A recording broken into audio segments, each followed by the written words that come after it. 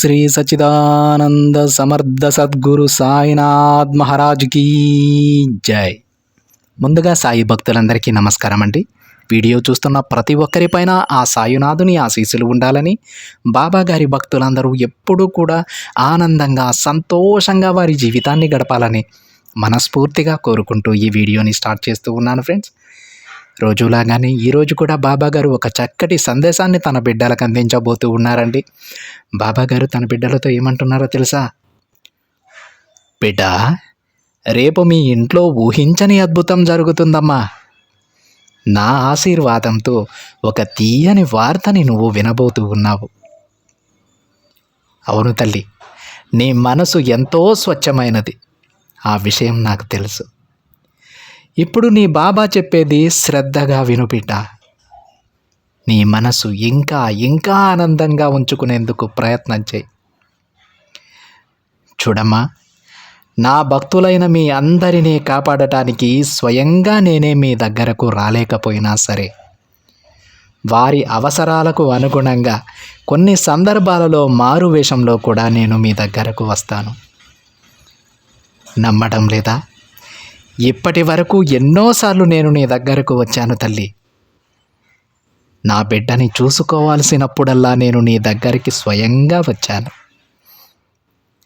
నా బిడ్డలను తనివి తీరా చూసుకున్న తర్వాతే మీ దగ్గర నుంచి వెళ్ళాను. కానీ ఆ విషయాన్ని నువ్వు గుర్తించలేదు కదా. చూడమ్మా, నువ్వు నా కోసం వచ్చినా రాకపోయినా సరే, నాకు నిన్ను చూడాలనిపించినప్పుడు తప్పకుండా నేను వస్తాను. అలాగే ఎన్నోసార్లు వచ్చాను, ఇకపై కూడా వస్తానమ్మా. అలానే నీకు వచ్చే అన్ని ఆపదల నుంచి నేను రక్షించుకుంటాను బిడ్డ. నువ్వు నీ కష్ట సమయంలో నన్ను పిలిచిన వెంటనే సమయానుగుణంగా నేను స్పందించలేదనో, లేకపోతే నీ కష్టాలకు పరిష్కారం చూపలేదనో నా మీద కోపంగా ఉన్నావు, అవునా? నా బాబా నాకు అస్సలు ఏమీ చేయడం లేదని అనుకుంటూ ఉన్నావు కదా. బిడ్డ, అలా ఎప్పుడూ అనుకోవద్దు. ఏంటి బాబా, కోపంగా ఉన్నారా అని అంటున్నావా? లేదు తల్లి, నా బిడ్డవైన నీ మీద నేను ఎన్నడూ కోపగించుకోను. నేను ఎలా కోపం తెచ్చుకుంటానో చెప్పు? ఒక తల్లి కానీ లేదా తండ్రి కానీ తన బిడ్డలపై ఎందుకు కోపగించుకుంటారో తెలుసా తల్లి?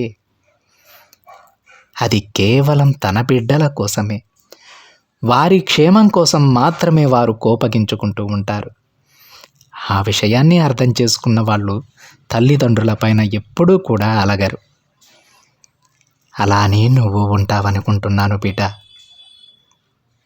నీకు మంచి బుద్ధిని ఇవ్వాలనో, లేకపోతే నిన్ను మంచి దారిలో నడిపించాలనో, లేకపోతే నీ తప్పు ఒప్పులను దండించడానికే తల్లిదండ్రులు కోప్పడతారు. అంతే తప్ప నీపై కోపంతో కాదమ్మా. అర్థం చేసుకో బిడ్డ. అలానే నా బిడ్డవైన నీపై నాకు ఎందుకు కోపం ఉంటుంది చెప్పమ్మా? నేను నీ తండ్రి స్థానంలో ఉన్నాను, నీ గురువు స్థానంలో నేనున్నాను, నువ్వు కొలిచే దైవం స్థానంలో నేనున్నాను. మరి నేనెందుకు నిన్ను కోపగించుకుంటాను తల్లి? కోపం ఉంటే నా బిడ్డలందరినీ సరైన మార్గంలో ఉంచేందుకు మాత్రమే. కొన్నిసార్లు నేను దండిస్తానే తప్ప అది నిజమైన కోపం కాదు. అప్పుడు కూడా నేను ఎంతో బాధపడతానమ్మా. చూడు తల్లి, దండన నీకు విధించిన దానికి శిక్షను నేను అనుభవిస్తాను. నువ్వు అనుభవించేటువంటి శిక్ష కొద్ది క్షణాలు మాత్రమే. కానీ నా బిడ్డను దండించినందుకు నేను ఎన్ని రోజులు బాధపడతానో తెలుసా? మళ్ళీ నీకొక కొత్త జీవితం వచ్చి నిన్ను అందరూ గుర్తించి నువ్వు సంతోషంగా ఉన్నంత వరకు ఆ బాధ నన్ను వదలదు. అంతేకాని నా బిడ్డలను నేను అస్సలు వదులుకోనమ్మా. ఎవ్వరిపైన కోపగించుకోను. నువ్వు ఏదైనా చేయరాని తప్పు చేస్తావేమో అనే దండిస్తాను. ముందుగా జాగ్రత్త చెబుతాను. వినకపోతే ఆ పరిస్థితులు అర్థమయ్యేలా కొన్ని పరీక్షలు పెడతాను. అంతేకాని నిన్ను నేను దండించను తల్లి. కేవలం భయపెడతానంతే. ఈ విధమైనటువంటి పరిస్థితులు వస్తే నీ జీవితం ఏ విధంగా మారిపోతుందో అని ఒక ఉదాహరణ చూపిస్తాను. అంతేకాని అది నీ మీద కోపం కాదు, నా బిడ్డలపై నాకున్న ప్రేమ, అభిమానం. ఈ తండ్రిని అర్థం చేసుకుంటావు కదా తల్లి? చూడమ్మా, నీకొక ముఖ్యమైన విషయం చెబుతాను, గుర్తుపెట్టుకో. నీకు తోడు నీడగా ఎప్పుడూ నేనుంటాను. ఈ విషయాన్ని నువ్వు మరచిపోవద్దు. ఎందుకంటే నా బిడ్డలందరినీ రక్షించుకోవడమే నా మొదటి కర్తవ్యం. ఇకపై ఎప్పుడూ కూడా కన్నీరు పెట్టుకోకు బిడ్డా. ఇప్పటికైనా నన్ను, నా ప్రేమను అర్థం చేసుకుంటావని అనుకుంటున్నానమ్మా. నమ్మకాన్ని కోల్పోవద్దు. అసలు ఇప్పటికే నువ్వు నీ కన్నీళ్లతో నాకు అభిషేకం చేసేస్తున్నావు తల్లి. అనవసరమైన విషయాల కోసం కన్నీరు కారుస్తూ ఉన్నావు. నేను ఎన్నిసార్లు నీకు చెప్పినా అర్థం చేసుకోవటం లేదు. కన్నీరు చాలా విలువైనది తల్లి. అనవసరమైన విషయాలకు వాటిని వృధా చేయవద్దు. ఇకపై నీ కంటి నుండి కారే ప్రతి కన్నీరు బొట్టు ఆనంద బాష్పాలు మాత్రమే అవ్వాలి తప్ప బాధతో వచ్చే కన్నీరు మాత్రం కాకూడదమ్మా. ఇక చాలు బిడ్డ, నీ దుఃఖాన్ని మొత్తం మానుచుకో. నేను అస్సలు చూడలేకున్నానమ్మా. నువ్వు ఇలా రోజు బాధపడుతూ కన్నీరు కారుస్తుంటే నీ సాయి మనసు ఎంత బాధపడుతుందో నీకేం తెలుసు తల్లి. నువ్వు నా దగ్గరకు వచ్చి నీ కష్టాలన్నీ చెప్పుకుంటావు. బాబా ఇవి నెరవేర్చు అని అడుగుతావు. కానీ నేను చెప్పినటువంటి మార్గాలు గుర్తించలేకపోతూ ఉన్నావు. నేను ఎంత ప్రయత్నం చేసినా సరే ఆ విషయం నీకు అర్థం కావటం లేదు. కానీ నా వంతు ప్రయత్నంగా నేను ప్రతిరోజు నీకు సందేశాలు పంపుతూనే ఉన్నాను తల్లి. ఏదో ఒకరోజు నా మాటలు నా బిడ్డ అర్థం చేసుకోక మానదు. ఆ రోజు తన జీవితం తప్పకుండా బాగుపడుతుంది అనేటువంటి ఉద్దేశంతోనే నేను ఈ సందేశాలు పంపుతూ ఉన్నాను. తల్లి, ఎప్పుడైతే నువ్వు నా మాటలను గ్రహిస్తావో తక్షణమే నీ జీవితం మారుతుందమ్మా. అద్భుతంగా మారుతుంది. ఒక్కసారి నీ బాబా ఏం చెప్తున్నాడో, ఎందుకు చెప్తున్నాడో అర్థం చేసుకోవడానికి ప్రయత్నం చేయి. సందేశాన్ని విని ఊరుకోవద్దు, ఆచరించడానికి ప్రయత్నించు. ఈ తండ్రి ఎల్లప్పుడూ నీతోనే ఉంటారు. చూడు తల్లి, ప్రస్తుతం నీకున్న కష్టాలన్నీ కూడా నీ కర్మల వలన, దోషాల వలన ఏర్పడినవే. వాటి నుండి నిన్ను బయటపడేయడమే నా లక్ష్యం. అందుకే ప్రతి సందేశంలో నీకు కొన్ని మార్గాలు చూపిస్తూనే ఉంటాను. వాటి నుండి బయటపడేటువంటి ఎన్నో సందేశాలు నీకు పంపుతూనే ఉంటాను. అర్థమవుతూ ఉందా? నువ్వు ఎదగకుండా ఉండటానికి కూడా ఇవే కారణం తల్లి. నువ్వు ఎదగకుండా ఉండటానికి కొన్ని నీకు అడ్డుగా కూడా వస్తూ ఉంటాయి. కానీ వాటిని అడ్డుకోవడం ఎవరి తరం కాదు. కానీ వాటి ప్రభావం ఎక్కువగా లేకుండా నేను చేయగలిగింది నేను చేస్తానమ్మా. అందుకే నువ్వు అడిగిన కోరికలు తీరడానికి కాస్త ఆలస్యం అవుతూ ఉంది తల్లి. చూడు బిడ్డ, నువ్వు నన్ను ఏదైతే కోరావో అవన్నీ నీకు ప్రసాదిస్తాను. కానీ నేను చూపిన మార్గంలో నువ్వు తప్పకుండా నడవాలి. చెబుతున్నాను కదా, కొన్ని అడ్డంకులు తప్పకుండా నీకు ఎదురవుతాయి. ఎప్పుడైతే నీ బాబా మాట ప్రకారం నువ్వు నడుచుకుంటావో అప్పుడు నిన్ను అడ్డుకోవడం ఎవ్వరి తరం కాదు. ఆ అడ్డంకులన్నీ కూడా పటాపంచలైపోతాయి. నువ్వు తిరుగు లేకుండా ఎదుగుతావు బిడ్డ. ఇప్పటి వరకు ఎంతో కష్టకరమైనటువంటి జీవితాన్ని నువ్వు, నీ కుటుంబం అనుభవించారు. ఇక అది చాలమ్మా. ఇక రాబోయే రోజులంతా సవ్యంగా నీకు అనుకూలంగా నేను మార్చేస్తాను తల్లి. ధైర్యంగా ఉండు, నమ్మకాన్ని కోల్పోవద్దు. నువ్వు ఊహించని అద్భుతమైనటువంటి సంఘటన రేపు నీ ఇంట జరగబోతూ ఉంది. అది కూడా నీ తండ్రి ఆశీర్వాదంతోనే. ఈ మాటని రహస్యంగా ఉంచు, ఎవరితోనూ పంచుకోకు తల్లి. అలా పంచుకోవడం వల్ల నువ్వు అనుకున్న కార్యాన్ని నువ్వు సాధించలేవు, విజయాన్ని పొందలేవమ్మా.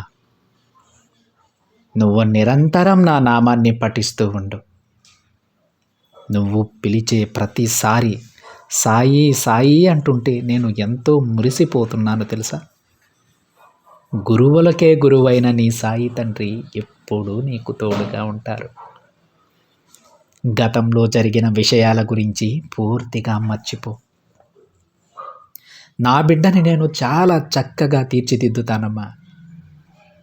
అలానే నువ్వు నీ కుటుంబానికి కూడా ధైర్యం చెప్పు. నా బాబా ఉన్నాడు, అంతా ఆయన చూసుకుంటారు. మనకు మంచి రోజులు రాబోతున్నాయని నీ కుటుంబానికి చెప్పు. చూడు తల్లి, గతం గురించి గుర్తు చేసుకొని బాధపడకు. జరిగిన అన్యాయం జరిగిపోయింది, దాన్ని వదిలేసాయి. దానిని ఎలాగో మార్చలేము.